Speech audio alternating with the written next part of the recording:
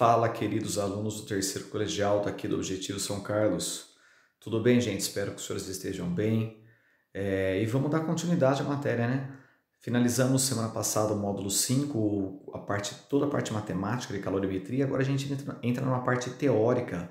Ainda é calorimetria, mas uma parte mais suave, mais legal. E tem algumas coisas muito interessantes, até de física de cotidiano para a gente comentar aqui.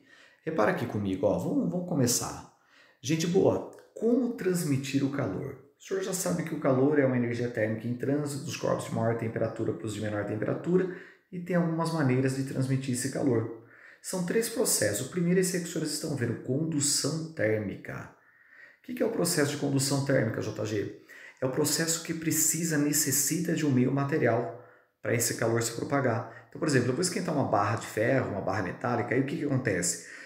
Eu coloco lá o fogo numa extremidade e depois de um certo tempo que eu estou segurando na outra extremidade ali a barra, né, com a mão ali que nem os senhores estão vendo, eu sinto o calor chegar. Como que ele chegou, JG? Não é instantaneamente, é um curto intervalo de tempo que eu vou queimar minha mão na hora que eu ficar segurando ali.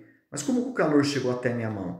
Pelo processo de condução. Os átomos, as moléculas iniciais ali mais próximas do fogo, da energia térmica que os senhores estavam vendo ali, começou a receber esse calor e aí começou a aumentar o grau de agitação delas, foi transmitido para as moléculas vizinhas, que foi transmitido pelas vizinhas e assim sucessivamente. Então, quer dizer, vai de átomo para átomo, de molécula para molécula, precisa de um meio material para poder o quê? Se propagar. Esse é o primeiro processo, tá? Então, condução é necessário um meio sólido. O que mais? Tem a parte matemática dessa matéria. Ela não é uma parte de altíssima incidência. Geralmente, quando cai, o vestibular fornece as equações, comenta, mas é isso aí, por exemplo, eu quero calcular quanto de fluxo de calor pode passar por uma parede. Eu estou numa sala eu estou na realidade num local que na parte interna está pegando fogo, eu quero saber quanto que vai ser de calor que vai se propagar para a parte externa, por exemplo. Esse fluxo calorífico, dado por essa letra que os senhores estão vendo, essa letra FI, o que acontece? O fluxo calorífico é a razão do calor pelo tempo, que é a mesma coisa que potência, né? Calor por tempo. Só que experimentalmente, a hora que você vai na prática analisar isso aí, a gente pega esse K, olha ali do lado direito, que chama-se condutividade térmica, multiplica pela área que vai atravessar esse fluxo de calor, pela variação de temperatura, que tem que ter uma variação de temperatura, e vai dividir pela grossura da parede, a espessura. É isso, JG, exatamente isso. Experimentalmente, essa é a equação ao lado. Quais as unidades que nós vamos usar? Repara ali, gente. Fluxo de calor, calorias por segundo, calorias por minuto, joules por segundo, que é a mesma coisa que watts. Esse fluxo calorífico é a mesma coisa que potência calorífica. Cuidado, viu? Isso vai te ajudar muito. Quer ver uma outra coisa que vale a pena comentar? Em relação a esse coeficiente de condutividade térmica, o que vale a pena comentar é isso aqui, ó.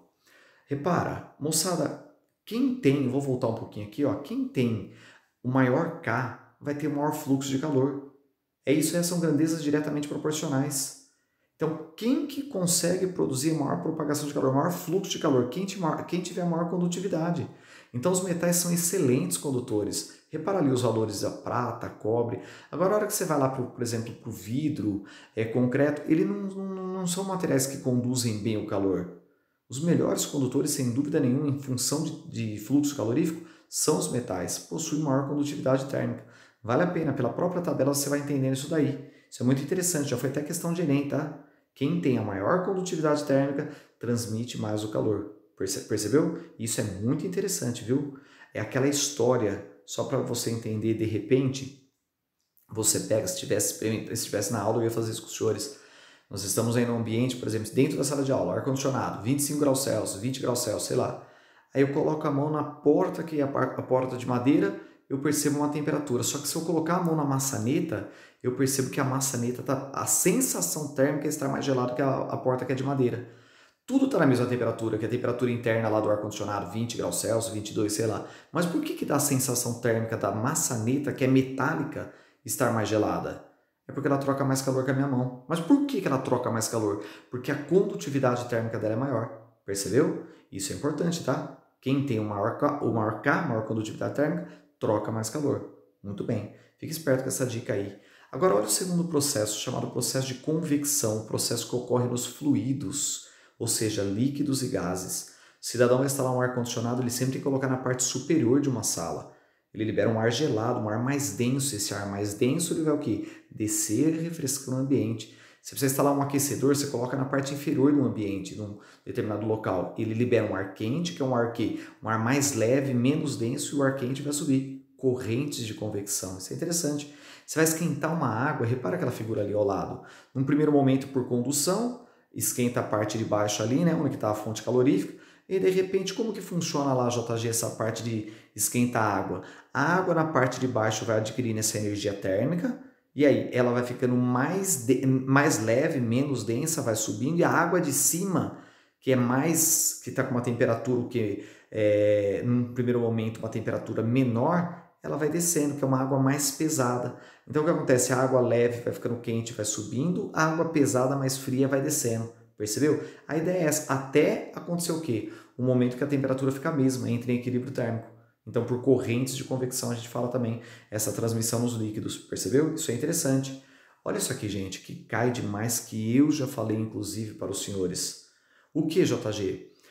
O cidadão vai durante o dia na praia, o que acontece? A areia está quente, a água está gelada. Volta à noite, final da tarde, é o contrário.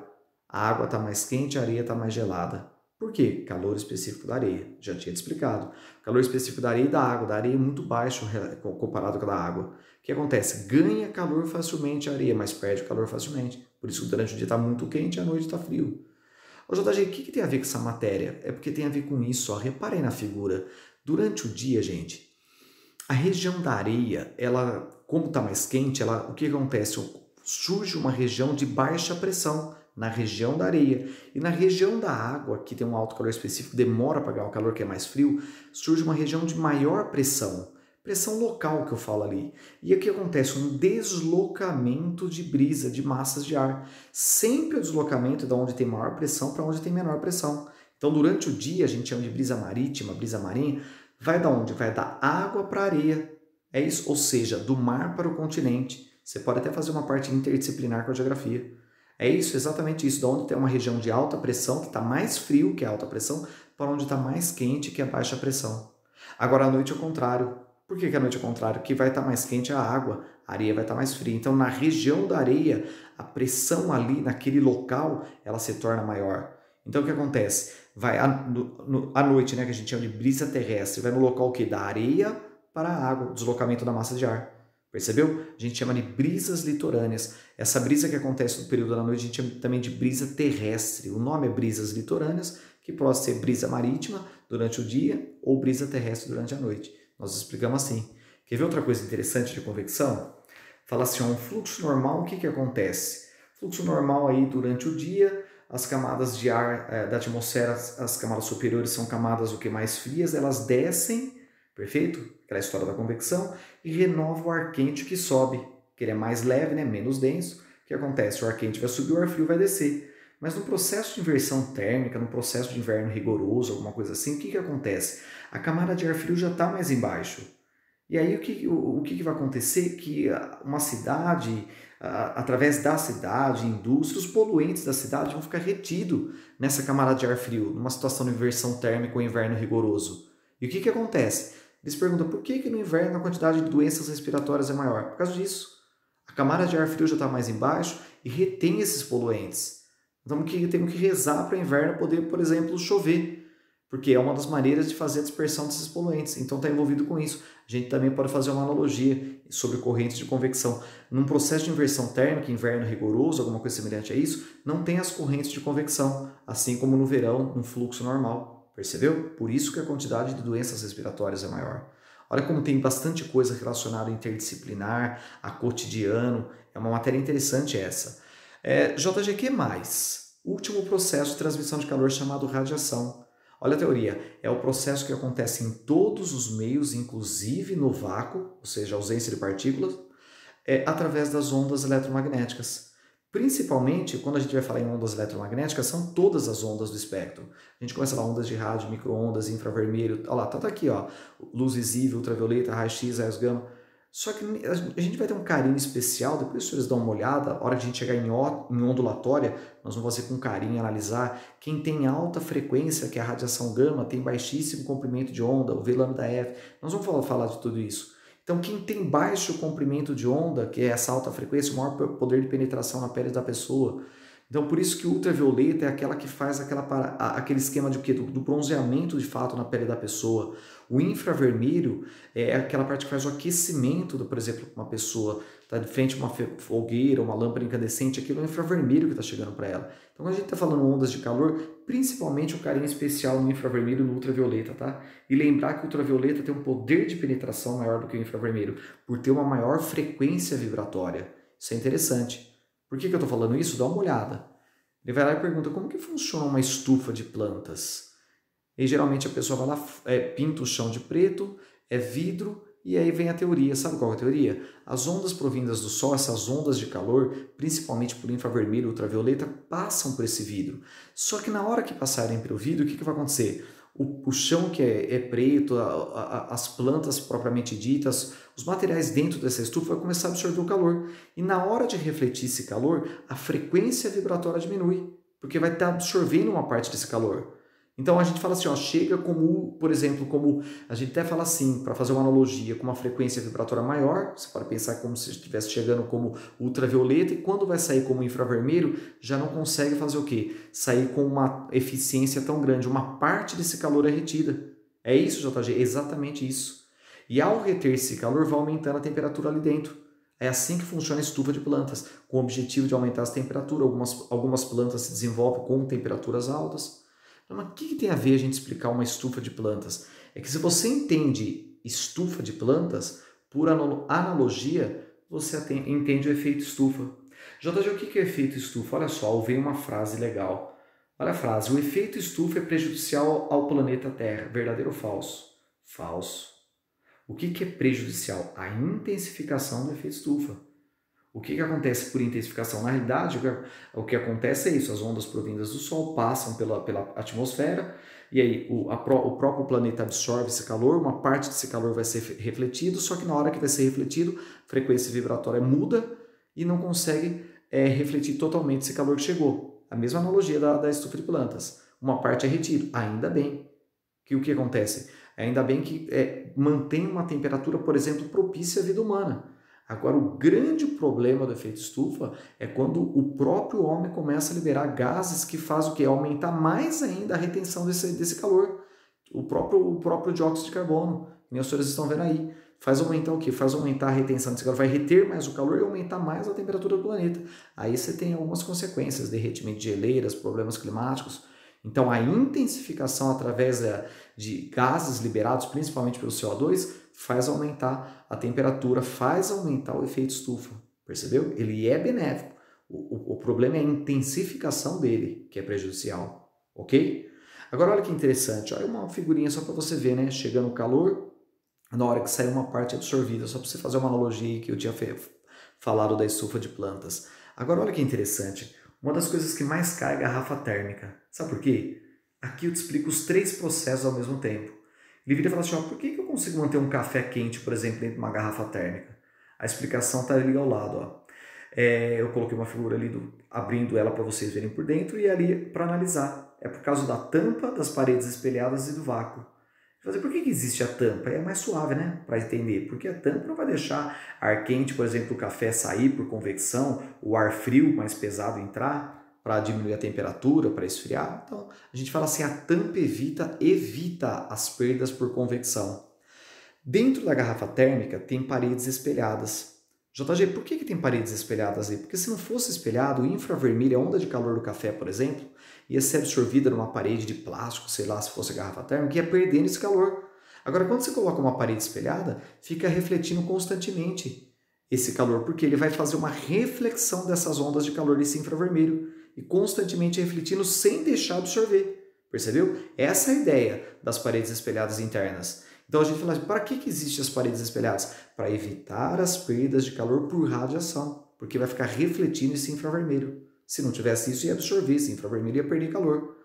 Entre a parte interna e a parte externa é fácil um vácuo, não é um vácuo perfeito. Mas ele pergunta por que existe aí um local de ausência de partícula, entre aspas, já que não é um vácuo perfeito. Se não tem partículas, obviamente entre aspas, não vai ter como o calor se propagar nem de fora para dentro, nem de dentro para fora, através das moléculas. Então, evita o processo de condução. Quer dizer, e se não tem nem molécula, não tem nem como ter correntes de convecção também. Então a gente fala que o vácuo evita as perdas de calor por condução e convecção. Percebeu? A ideia é exatamente essa. Se você entende garrafa térmica, você entende os 3 processos de transmissão. E agora? Agora a gente vai treinar. Pega lá o primeiro exercício aí na sequência apostila de aula dos senhores, vamos resolver. Bem bonitinho aí da Unicamp, modelo Enem, Unicamp 2018, e ele falava assim, ó, mesmo em manhãs bem quentes é comum ver um cão tomando sol. O pelo do animal esquenta e sua língua do lado de fora sugere que ele está cansado.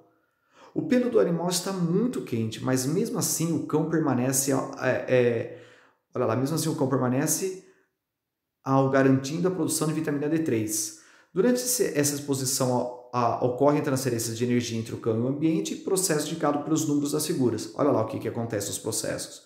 Em ordem crescente, os números correspondem respectivamente aos processos do quê? Olha que interessante. Acho que os mais fáceis de entender ali, ó, vindo as ondas de calor do Sol até o cachorro, 4, é fácil, né? Ele mesmo emitindo calor. Ali o 2 está voltado lá na língua do cachorro, né? Cuidado, viu? O 1 está em contato direto ele com o solo, o 3 para representar ali uma própria correntes de convecção, já estou dando a palavra inclusive para os senhores. Olha só o que é interessante, gente. Repara no primeiro ali, ó, tá aí até a própria teoria que você vai entendendo. Ele está em contato com o solo. O que acontece? É nessa situação do contato do animal com o solo, olha lá, a transmissão de energia ocorre por condução. É contato direto, né, de molécula para molécula. Então, o número 1 a gente já sabe que é condução. O 2 é na língua dele, né? E na língua dele que acontece o quê? Evaporação dos líquidos. Olha lá. É um processo, na realidade, endotérmico que acontece através disso. Através do processo de evaporação pela língua dele.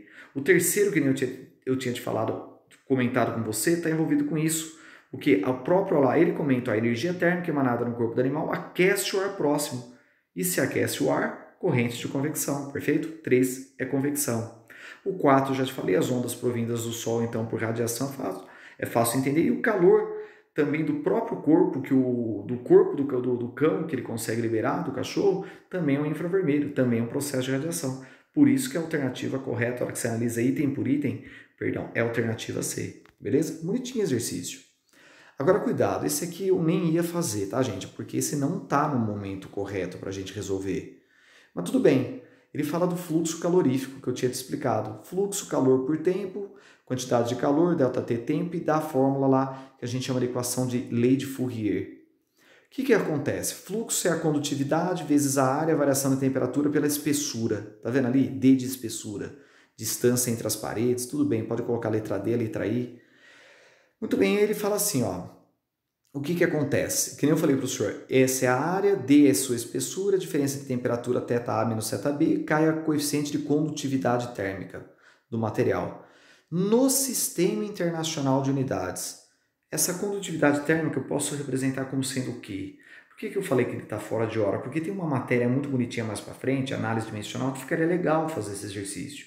Porque às vezes tem coisas que eu vou falar aqui que você fala assim, eu não entendi, porque talvez você não tenha visto. Vou precisar dos conceitos que vocês devem ter visto lá na base do primeiro e segundo colegial. Então, quer dizer, não é o momento certo de fazer esse exercício. Ele não é referencial nesse momento. Eu vou fazer por desencargo de consciência, só para você ver o que era a resposta. Mas eu posso voltar quando for a análise dimensional. Aí sim fica legal de você entender. Tá vendo aquela equação do fluxo? Isola ali o K, a condutividade. Se você isolar, você vai passar o D multiplicando pelo fluxo e vai passar o quê? A área, o S, o θA menos θB. Eu já coloquei variação de temperatura, vai passar dividindo. E aí que tá. Olha que interessante. Fluxo é calor por tempo. Se é calor por tempo, é joules por segundo no sistema internacional. Distância e espessura medida em metros. Área em metros quadrados e a variação de temperatura Kelvin. A JG até aí é fácil, tranquilo, legal. Só que você vê, não tem alternativa mexendo com isso. É que eu preciso saber o que é o joule. Afinal, o que é o joule? Aí uma das coisas que é legal para a gente explicar, não sei se os senhores vão lembrar, por isso que eu falei que não é o momento, trabalho é medida em joules. E trabalho é força vezes distância. Quer dizer, se é força vezes distância, trabalho, eu posso fazer então Newton vezes metro? O senhor falou que é força vezes distância? Isso. Então, quer dizer, joule é Newton vezes metro. Newton vezes metro, dividido por segundo, vezes metro. Olha o que eu fiz ali para abrir o joule. Só que tem um detalhe. O que é Newton? Unidade de força. Força não é massa vezes aceleração? Massa quilograma, aceleração metros por segundo quadrado. No lugar do Newton eu vou colocar tudo isso que eu falei. O que? Massa, quilograma, vezes aceleração, metros por segundo ao quadrado, continua multiplicando por metro, olha lá. O que acontece? Que é Newton vezes metro, dividido por segundo vezes um metro ali em cima. Olha como ficou o numerador, todas as informações. Embaixo, metro quadrado vezes Kelvin. Aí, meu amigo, você vai cortando lá metro quadrado com metro quadrado, esse S ao quadrado passa para baixo como um S ao cubo, vai sobrar só um metro em cima, um Kelvin embaixo ali. E aí o que vai acontecer? Você vai chegar exatamente nessa brincadeira aqui, ó. Quilograma vezes metro, dividido por segundo ao cubo vezes Kelvin. Quando ele passa para cima, ele passa esse segundo a menos 3, na realidade, que ele vai ao inverso, né? Por isso que a gente coloca lá quando ele vai para cima, menos 3, e o Kelvin menos 1. Mas é aquilo que eu falei, né? Fica meio complexo nessa altura do campeonato. Eu acho que mais para frente ficaria mais bonitinho para os senhores entenderem. Olha o terceiro. Eu não sei no livro dos senhores, mas eu peguei da prova original da FUVEST 2018, é um exercício muito legal que ele fala assim, ó, ele te dá um gráfico de taxa de transferência de calor por espessura e fala assim, ó, um fabricante de acessórios de montanhismo quer projetar um colchão de espessura apropriada para ser utilizado por alpinistas em regiões frias. Considere que a taxa de transferência de calor ao solo por uma pessoa dormindo confortavelmente seja de 90 quilocalorias por hora e que a transferência de calor entre a pessoa e o solo se dê exclusivamente pelo mecanismo de condução térmica, através da espuma do colchão. Nessas condições, o gráfico apresenta a taxa de transferência de calor em joules por segundo, através da espuma do colchão em função da espessura em centímetros. Sabendo que uma caloria vale 4 joules, a menor espessura do colchão em centímetros para que a pessoa durma confortavelmente. Então, pera lá, é um gráfico de joules por segundo? Ele deu que o fluxo calorífico, olha lá, ele deu como sendo a transferência de calor quilocaloria por hora. Então, pera lá, 90 quilocalorias por hora, eu vou ter que passar para joules por segundo? Na realidade, é 90 mil calorias por hora. Mas pera lá, vai de novo. Eu tenho que passar calorias para joule. Uma caloria são 4 joules, então é 90 mil vezes 4. Não é joules por segundo? Uma hora tem 3.600 segundos. Então, na hora que você faz isso daqui, ó, o que você vai ter lá? 4 vezes 9, 36, ou seja, 360 mil por 3.600. Acabei de achar que o meu fluxo é de 100 joules por segundo, que é a mesma coisa que 100 watts. Mas por que o senhor achou isso? Porque agora dá para comparar no gráfico ali. O valor de 100, olha ali para você ver, pelo próprio gráfico, no gráfico, em 100 joules por segundo, quanto vale a espessura? Aí você desce para a espessura. Dá aproximadamente 1,5, que é a resposta a essa espessura, 1,5 centímetros. Bonitinho exercício, né? FUVEST 2018. Só transformar para lembrar que como que eu faço para sair de quilocalorias por hora para chegar em joules por segundo. Aí você compara no gráfico, já era. Quarto exercício, bonitinho, Enem 2017. O aproveitamento da luz como fonte de energia renovável tem aumentado significativamente nos últimos anos. Uma das aplicações é o aquecimento da água. Ele deu a densidade da água 1 para 1, né, 1 kg por litro, para uso residencial. Em um local, a intensidade da radiação solar efetivamente captada por um painel solar com área de 1 metro quadrado é de 0,03 kW por metro quadrado. O valor do calor específico sensível da água é de 4,2 kJ por quilograma grau Celsius. E ele pergunta quanto tempo é necessário para aquecer 1 litro de água de 20 até 70 graus Celsius. Ô, gente, isso vale a pena comentar, né? Quilowatt por metro quadrado, intensidade solar. Pelas unidades eu chego na equação. Intensidade, se é quilowatts por metro quadrado, você consegue enxergar comigo que quilowatts é potência, metro quadrado é área? Então quer dizer, a intensidade solar potência por área. Ele falou que essa intensidade era de 0,03 kW. E para uma área que ele já tinha comentado de 1 metro quadrado. Então eu tenho uma potência nesse local equivalente a 0,03 kW. Você fala assim, JG, mas por que você quer achar essa potência? Essa potência de acordo com essa radiação solar que está chegando nessa área de 1 metro quadrado. Porque eu preciso saber. Saber o quê? Quanto tempo para esquentar 1 litro de água com essa potência? E agora, vai mudar a temperatura? Então quer dizer, eu vou relacionar potência com mudança de temperatura com tempo? Eu vou lembrar, né? Potência é calor por tempo. Quer dizer, se potência é calor por tempo, o tempo é calor pela potência. Mas esse calor é calor sensível, é que está mudando a temperatura, é o que macete. Então já era. O tempo é massa, calor específico, variação de temperatura pela potência. Então eu vou jogar. Olha lá, a massa é o quê? 1. 1 o quê, JG? Cuidado, viu, gente? Ele falou 1 litro, que equivale a 1 quilograma. Olha a densidade. Mas tem que ser quilograma? Tem por causa do calor específico, está em quilograma.